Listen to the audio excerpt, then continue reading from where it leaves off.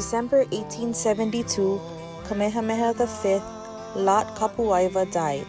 He died without naming a successor to the throne. Prince William Lunalilo was elected to become the next king, however he died shortly after.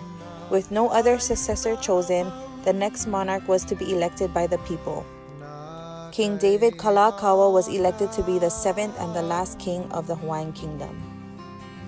King Kalakaua was forced to sign a new constitution called the Bayonet Constitution in 1887.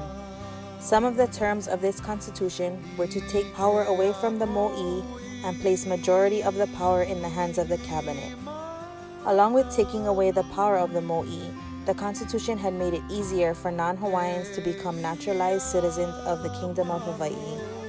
On November 3, 1887, an act was passed to allow it to be easier for foreigners to be naturalized.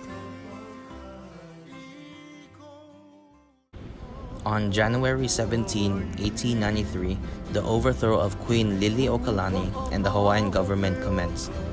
From the Queen's perspective, she believed that nothing she said or didn't say would make a difference because once the government acquired the power, they weren't planning on giving it back.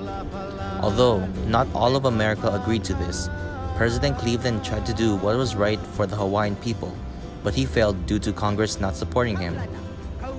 The Queen was invited by her close friends Willis and Stevens for a meeting, but in actuality, she was being recorded and they used her words against her. The Queen's words were taken out of context, like creating a new constitution, signing a lottery bill, and licenses for opium sale. And ultimately, she was arrested for treason, sentenced to 5 years of hard labor, and had a $5,000 fine, in addition to her imprisonment for 7 months and 3 weeks. During her imprisonment, she was not allowed any visitors besides Mrs. Evelyn Wilson, although her friends were allowed to send gifts. And so, flower bouquets, rich cakes, clear jellies, and many other delicacies came every day.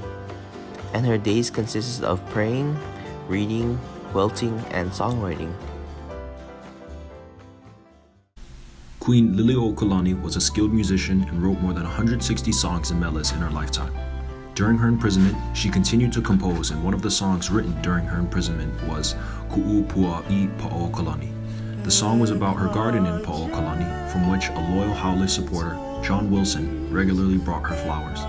These flowers were wrapped in newspaper and she was able to learn of current events, despite being prohibited during her imprisonment. The song is a tribute to this young man, but also contains hidden references to her receiving the newspapers, as well as encouragement to the Hawaiian patriots who supported her.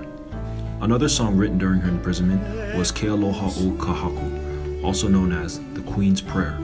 The song was dedicated to Victoria Kaiulani, her niece and heir to the throne. In the song, the Queen writes about extending forgiveness to her adversaries and how she finds her support in God during her sorrowful imprisonment. After she was released, the Queen wrote on the sheet music that the song was composed during my imprisonment at Iolani Palace, March 22, 1895, by the missionary party who overthrew my government. In addition to songwriting, she also worked on a quilt during her imprisonment. It was in the crazy quilt style and has amazing detail. The quilt is filled with the names, dates, icons, and symbols of old Hawaii. Stitched on the quilt are the words, "Imprisoned at Iolani Palace. We began the quilt here." What began as needlework became a fervent political statement upon completion. The Queen continued to protest the illegal seizure of her Hawaiian kingdom through all outlets available to her in an effort to restore what was lost. Even throughout all of the betrayals and the wrongdoings of the missionary party, especially which led to the overthrow of the Hawaiian Kingdom and the imprisonment and criminalization of Queen Liliuokalani, she still had shown poise and her knowledge and ultimately wanted to keep peace and tranquility within Hawaii.